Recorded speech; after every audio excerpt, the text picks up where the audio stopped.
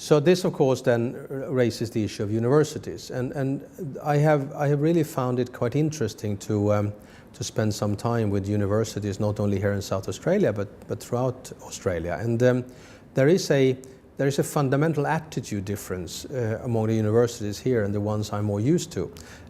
You have excellent science in whatever domain you pick in Australia, and you actually rate very, very highly on science in most research you can find where you compare countries.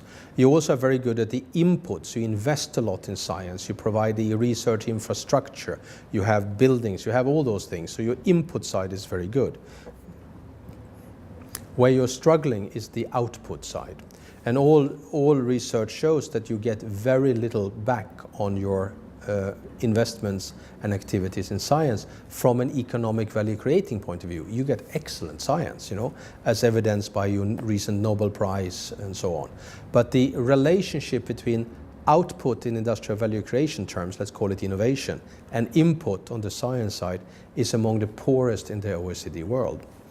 So what are the issues around that?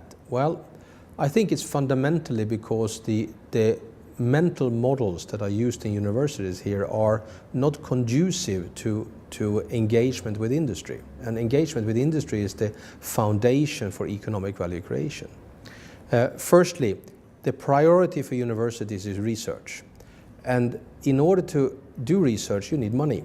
And there are three sources of funding for a university that is clearly visible here in Australia. One is government funding, which actually is very large.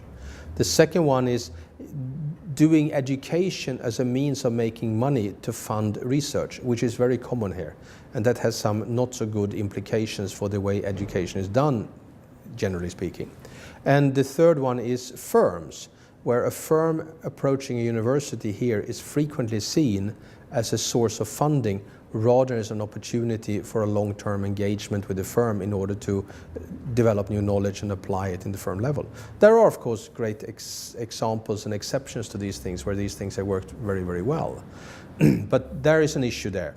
And I think there is something about ensuring that universities take a greater responsibility to engage with SMEs. And this is very difficult and very expensive. And the SMEs themselves find it very difficult and almost scary to try to engage with the university. So here we really need to put in place drivers that enables this dialogue to take place, because if it does take place, lots of good things can come out of that.